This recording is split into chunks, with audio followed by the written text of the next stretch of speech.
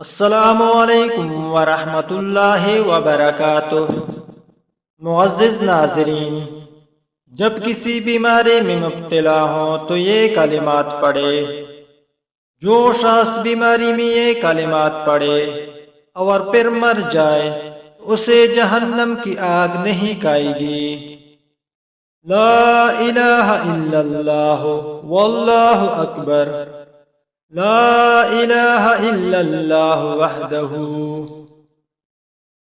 لا الہ الا اللہ وحدہ لا شریک لہ، لا الہ الا اللہ لہ الملک ولہ الحمد، لا الہ الا اللہ ولا حول ولا قوة الا باللہ۔